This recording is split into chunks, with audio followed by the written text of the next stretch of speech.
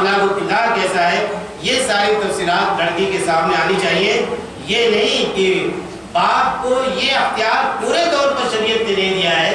کہ اپنی لڑکی کو جہاں چاہے وہاں ڈال دے۔ آپ دیکھیے کہ اللہ کے نبی صلی اللہ علیہ وسلم نے بعض معاملات میں نکاح کو ختم کرا دیا۔ حضرت خنسہ بنت خزام کہتی ہیں کہ ان کے والد نے ان کا نکاح کر دیا اور وہ سیبہ تھیں، یعنی مطلقہ یا بیوہ تھیں۔ فکرہت، جب نکاح ہو گیا تو انہوں نے اس چیز کو ناپسند سمجھا، یعنی جہاں رشتہ ہوا تھا وہ رشتہ ان کو پسند نہیں تھا۔ فاتت رسول اللہ، وہ اللہ کے رسول صلی اللہ علیہ وسلم کی خدمت میں حاضر ہوئی اور یہ عرض کیا کہ مجھے جہاں بیاہ دیا ہے میرے والد صاحب نے وہ رشتہ مجھے پسند نہیں ہے۔ تو اللہ کے نبی صلی اللہ علیہ وسلم نے ان کا نکاح ختم کرا دیا، فسخ کرا دیا۔ یہ بخاری کی حدیث ہے، جس سے یہ پتہ چلتا ہے کہ لڑکی کو اس بات کا حق حاصل ہے کہ وہ اپنی مرضی کا اظہار کرے، اور خاص طور سے آج کے اس دور میں بیلنس اور توازن برقرار رکھنے کے لیے ضروری ہے۔ کہاں ایک طرف ہمارے سامنے وہ معاشرہ ہے جہاں ماں باپ کی طرف سے کھلی اجازت ہے کہ بیٹی جہاں چاہے اپنا رشتہ کر لے، اور ہوا چل رہی ہے اس کی، اور جدید تعلیم نے یہ مزاج و ذہن بنایا ہے بچوں کا، لیکن اسلام نے اس سلسلے میں جو اعتدال کا راستہ اپنایا ہے، یہ ممکن ہے کہ انسان طبعی اعتبار سے کمزور ہے، ہو سکتا ہے کہ لڑکی در پردہ یا خاموشی کے ساتھ کسی سے محبت کرتی ہو اور اسے پتا ہو، ماں باپ کو پتا ہو، تو اس کا ادراک ہونا چاہیے اور اس میں کوئی ایسی بات بنانے کی کوشش کرنی چاہیے کہ وہ رشتہ لڑکی کے معیار کا ہے کہ نہیں ہے۔ اگر معیار کا نہیں ہے تو اسے سمجھایا جا سکتا ہے، اور اگر معیار کا ہے تو اس کی مرضی کا پاس و لحاظ اگر کر لیا جائے تو شرعی اعتبار سے اس میں کوئی قباحت نہیں ہے۔ حضرت ابو موسیٰ اشعری رضی اللہ تعالیٰ عنہ کہتے ہیں کہ اللہ کے نبی صلی اللہ علیہ وسلم نے فرمایا لا نکاح الا بولی، بغیر ولی کی اجازت کے نکاح نہیں ہے۔ یعنی ولی، لڑکے کے لیے تو ولی کی کوئی ضرورت نہیں، لیکن لڑکی کے لیے ولی کی ضرورت۔ لڑکی اپنا نکاح خود نہیں کر سکتی، باپ، بھائی، چچا، دادا، جو اس کے قریبی عزیز ہیں، سب سے پہلے باپ کو یہ حق پہنچتا ہے، باپ کے عدم موجودگی میں دادا کو یہ حق پہنچتا ہے،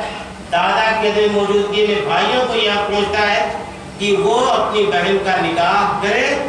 اور لڑکی کے لیے ضروری ہوگا، بہن کے لیے ضروری ہوگا کہ وہ بھائیوں سے اجازت اس کی لے اور نئی چیز سے طلب کرے۔ حضرت عائشہ رضی اللہ تعالیٰ فرماتی ہیں کہ نبی اکرم صلی اللہ علیہ وسلم نے فرمایا ای امرأۃ نکحت بغیر اذن ولیھا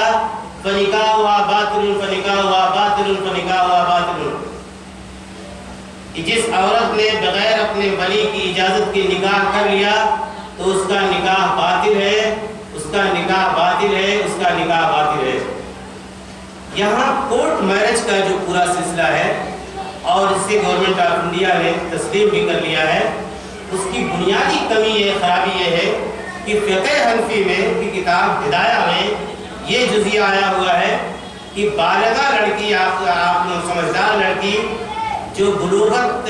کی عمر کو پہنچ چکی ہے، اگر وہ اپنی مرضی سے نکاح کر لیتی ہے تو نکاح امام حنیفہ کے نزدیک درست ہے۔ اسی کمزور پہلو کو بنیاد بنا کر کے انگریزوں کے زمانے میں جب مسلم لا بنایا گیا ہندوستان میں تو یہ جزیہ ہدایت کے ذریعے سے ہمارے پرسنل لا میں داخل ہو گیا، اور اسی بنیاد پر آج مسلمانوں کا کورٹ میرج بھی